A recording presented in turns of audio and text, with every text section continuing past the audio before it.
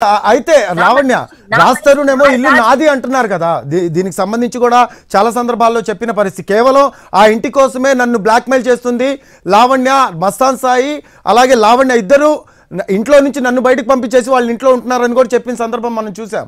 ఎవరు పంపించారండి? నేను ప్రిజన్ నుంచి బయటకు వచ్చే 2వ రోజు వెళ్ళిపోయాడండి అతను. ఇంట్లో నుంచి నాకు చెప్పకుండా వెళ్ళిపోయాడు, పారిపోయాడు అతను. గురించి వెతుకుతుంది నేనండి, పారిపోతుంది అతను. నేను పంపిస్తే నేను ఎందుకు వస్తాను, అతను ఎందుకు పారిపోతాడండి? అతను మూవీ ప్రెస్ మీట్ అప్పుడు కూడా నేను వెళ్ళాను తను చూడడానికి. ఇంత లాంగ్ గ్యాప్ అసలు ఎప్పుడూ లేమండి అతను చూడకుండా. అంటే ఇక్కడ ఒక అంశం కూడా చెప్పారండి రాస్తారును, మస్తాన్ సాయి లావణ్య ఆ ఇంట్లో కలిసి ఉంటున్నారు, కలిసి ఉండటమే కాదు డ్రగ్స్ తీసుకుంటున్నారు, డ్రగ్స్ అమ్ముతున్నారు అని కూడా చెప్పడం జరిగింది. చాలా అబద్ధం అండి, చాలా పచ్చి అబద్ధం అది. దయచేసి దాన్ని ఇది చేయొద్దు. ఇప్పుడు ఎలా అయితే ఈ రోజు నేను ఇదయ్యాను, ఆ డ్రగ్స్ కేసులో కూడా నేను నిర్దోషిగా నేను వస్తాను బయటికి. ఖచ్చితంగా నాకు అవకాశం ఇవ్వండి, నాకు కొంచెం టైం ఇవ్వండి. కోర్టు నా చేతిలో పని కాదు, లా నా చేతిలో పని కాదు.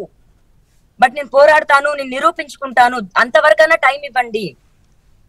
ఇప్పుడు నాకు కొన్ని కోట్ల రూపాయలు కావాలి, ఆ డబ్బులు ఇస్తే నేను ఈ కేసు ఉపసంహరించుకుంటాను, అలాగే ఇల్లు కూడా ఇవ్వాలని చెప్పేసి మీరు రాస్తారున్ మీద ఒత్తిడి తెస్తున్న మాట వాస్తవం అంటారా?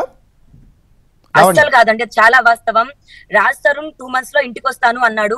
డ్రగ్ కేసు మీడియా అంతా నన్ను ట్రబుల్ చేస్తుంది అని అన్న రోజున 2 months లో వస్తా అన్నాడు. 2 months అయింది, రాజ్ తరుణ్ ఇంకా నువ్వు రావట్లేదు ఏంటి అన్నప్పుడు అబద్ధాలు చెప్తూ ఉన్నాడు. బట్ ఆ టైంలో మాల్వీతో ఉన్నాడు అతను. ఏంటి రావట్లేదు నువ్వు అని అడిగిన రోజున నేను ఇంకా రాను అన్నాడు. నా పరిస్థితి ఏంటి అంటే, నీకు ఇల్లు రాసిస్తాను, మంత్లీ మెయింటెనెన్స్ ఇస్తాను అన్నాడు.